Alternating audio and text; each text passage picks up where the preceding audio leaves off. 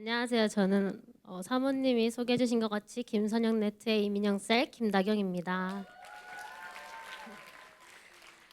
저는 오전 혜은 리더님이랑 말씀이 똑같은데요. 역사를 바꾸는 리더입니다. 제가 이 말씀을 선택한 이유는 저희 모두가 이 도시와 세계를 바꾸는 리더가 되길 바라는 마음으로 저는 에스피노사 목사님 마지막 설교 말씀인 역사를 바꾸는 리더를 이제 말씀을 전하고자 합니다. 물론 아침에도 들어가지고 또 이 내용이지 이렇게 생각하실 수도 있지만 저한테 또 들어왔던 이 간증은 다를 거라고 생각해요. 그러니까 처음 듣는 것처럼 들어주셨으면 감사하겠습니다. 네, 첫 번째는 저희가 역사를 바꾸는 리더 특징 중에 하나는 하나님 인재 가운데 살아간다입니다. 저희는 역사를 바꾸고 싶다면 먼저 저희 안에 죽어야 할 것들이 무엇인지 한번 다시 생각해 봐야 합니다. 그리고 그것을 버려야 함을 알아차려야 합니다. 근데 저희는 이 세상을 살아가다 보면 제가 주인된 삶을 살아가기 바쁘다고 생각해요. 저 또한 그렇고. 그래서 저도 모르게 하나님이 원하시는 비전과 계획이 아닌 나의 비전과 계획으로 계속 살아가려는 모습을 볼 수 있었습니다. 그렇지만 하나님은 저희에게 하나님이 기뻐하시는 삶을 살아가고 하나님의 임재 안에 살아가길 원하십니다. 그래서 저희가 그 아닌 하나님의 임재 안에 살아갈 때 저희는 이전과 다른 삶을 살아가고 역사가 일어날 것을 기대하며 살아갑시다. 네, 그 두 번째는요, 깨어나게 한다입니다. 요엘 3장 10절 말씀에서 이제 보습을 쳐서 칼로 만들라라고 하시는데 그 보습은 아침에도 들었다시피 쟁기를 말합니다. 그 쟁기를 버리고 저희가 칼을 들기를 원하시는 주님이십니다. 근데 그 칼의 의미를 말씀드리자면 저희의 생각을 버리고 먼저 남을 생각하고 세계를 먼저 생각하는 사람들을 말합니다. 결국 나는 제일 마지막이 되어야 된다는 것이죠. 그래서 저희는 남과 세계를 먼저 바라보고 자기 자신을 나중으로 바라보는 저희가 되길 원합니다. 세 번째는 복음, 전도는 불로 탄다입니다. 예수님은 저희의 죄 때문에 십자가에 못 박히셨습니다. 이처럼 하나님께서 예수님을 보낸 것과 같이 저희를 이 땅 가운데 보내신 이유를 꼭 생각해 봐야 합니다.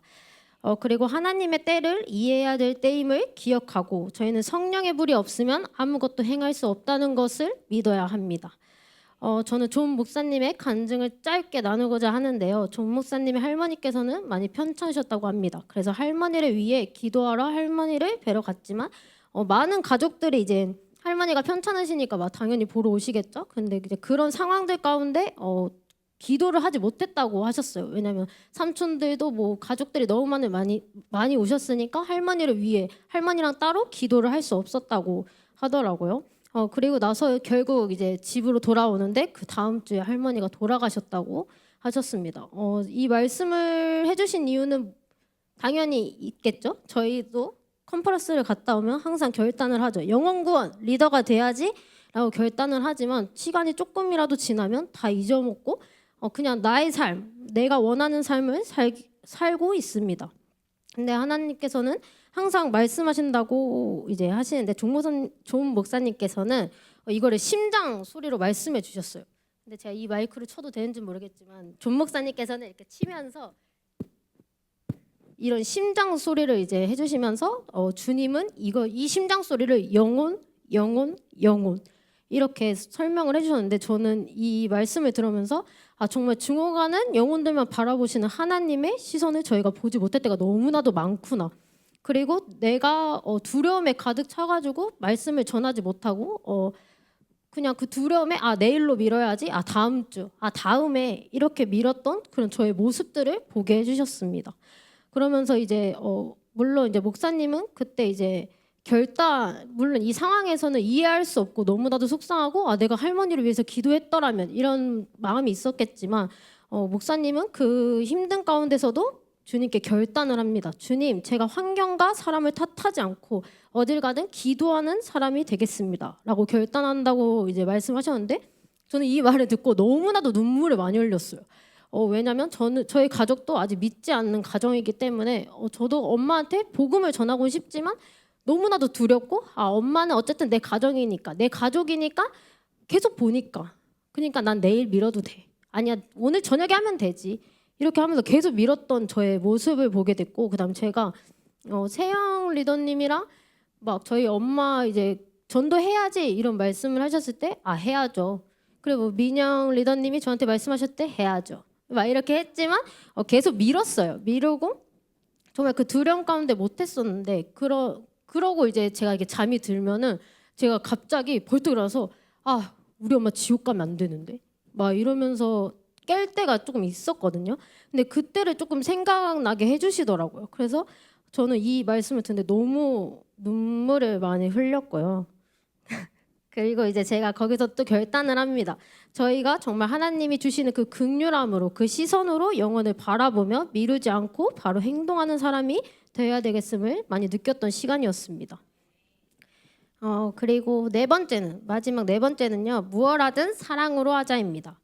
예레미야 8장 말씀에서 이제 유향에 대해 말씀하셨는데요. 저희는 그 유향을 떨어지지 않게 해야 된다라고 목사님께서 이제 말씀을 해주셨어요.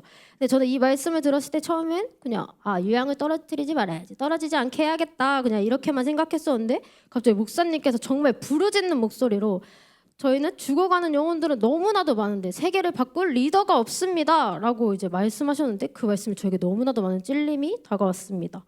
저에게 리더라는 자리란 너무나도 두려움의 자리였어요. 저에게 많은 부족함이 있고 두려움 속에 살아가는 저이기 때문에 난 저 자리는 못 가. 민폐야. 이 생각을 좀 갖고 있었습니다. 하지만 제가 바라봐야 할 영혼들을 못 보고 있다는 것을 알려주셨으니까 너 뜻대로 하지 말고 하나님의 뜻을 순종해. 너를 통해 다경아 내가 너를 통해 죽어가는 그 영혼들을 살릴 거야 라는 그런 감동을 주셨습니다. 감기가 걸렸어요. 저도 기도하면서 목사님의 그런 결단처럼 하나님 저도 하나님이 원하시는 그런 사람을 살릴 리더가 없다면 제가 하나님이 시키실 때 즉각 순종하는 사람이 되길 원합니다 라는 저의 입에서 선포의 말씀이 나왔고요. 그리고 제가 그래서 이 자리에 서게 되지 않았을까라는 생각이 듭니다. 그래서 제 간증을 짧게 하자면요. 제가 이 말씀을 고른 것도 저와 똑같이 두려움 속에 리더의 자리를 정말 두려움 자리라고 생각하실 분들이 있을 거라고 생각해요. 없었으면 좋겠지만 있을 거라 생각하는데 저 또한 너무 부족한 사람이었고 하나님의 비전을 제 비전으로 받고 제가 대학원까지 하나님께서 붙여주셨거든요. 근데 그것 가운데서 제가 대학원 붙여주신 게 너무나도 감사하고 이게 하나님의 비전이 맞았구나라는 생각이 들었지만 제 안에서의 또 많은 두려움이 있었어요. 등록금은 또 왜 이렇게 비싸? 내가 거기 가면 뭐 해야 되지? 내가 거기 가서 잘 지낼 수 있을까? 이런 생각에 정말 많은 좀 잡생각이라고 해야 되나? 잡생각이 있었습니다. 근데 제리컨을 통해서 하나님은 저에게 제가 서울신대 아까 말씀해 주셨는데 서울신대에서 제가 세례를 받고 이 교회에 온 다음에 저희 교수님께서 이제 큐티 모임을 하세요. 서울신학대니까 교수님들이 다 이제 신앙생활을 하시는 분이시거든요. 그래서 큐티 모임을 하는데 거기서 제가 조교 역할을 했어요. 근데 이제 그곳 가운데서 이제 제가 교회를 다니다 보니까 영혼에 힘써야지 이런 마음이 드니까 그 영혼들을 만나고 그 영혼들을 섬기고 이렇게 이제 그 4년을 이제 생활을 했는데요. 하나님께서는 컨퍼런스를 통해서 나는 그 모습을 너무 기쁘게 봤어. 다경아, 너가 서울신대에서 너가 원하지 않든 원하든 너가 그 자리에 계속 섬겨준 거 난 너무나도 기쁘게 봤어라고 이제 저에게 감동을 주시고. 다경아 근데 거기서 너가 배웠던 것들 너가 그 영혼들을 섬기는 것들 대학원 가서도 할 수 있잖아. 왜 대학원 가서 할 생각을 안 하니? 이런 말씀을 저에게 주셨고 저는 거기서 바로 회개를 했습니다. 하나님 제가 왜 계속 서울신대에서 그냥 이 역할을 맡아주셨으니까 이 역할을 그냥 하겠습니다 라고만 했던 저의 모습들을 좀 회개하게 되었던 것 같아요. 그래서 이제 컨퍼런스를 통해서 그렇게 저한테 좀 회복이 일어나고 저한테 조금 희망이었어요. 내가 거기 가서도 하면 되겠다. 하나님이 원하시면 내가 하면 하나님이 뭐 어떻게 해서든 해주시겠지. 설마 나를 힘들게 하겠어? 이런 저에게 결단이 일어났고 그 다음에 존 목사님처럼 상황과 환경을 탓하지 않고 제가 누굴 만나든 제가 어딜 가든 영혼들을 위해 기도하고 힘쓰는 사람이 되겠다라고 결단을 하게 되었습니다. 그리고 아까도 말씀해 주셨다시피 제가 찬양팀을 정말 거부하고 있었는데요. 아시는 분은 아시겠지만 제가 피아노를 전공하고 있습니다. 근데 이제 제가 전공이다 보니까 틀리면 어떡하지? 이런 살짝 두려움 때문에 이제 못 하고 있었는데 이 말씀을 듣고 제가 만약 하나님이 주신 그 달란트로 사용한다면 하나님이 그 영혼까지 살리시지 않을까? 살리시겠죠? 살리실 거라고 전 믿습니다.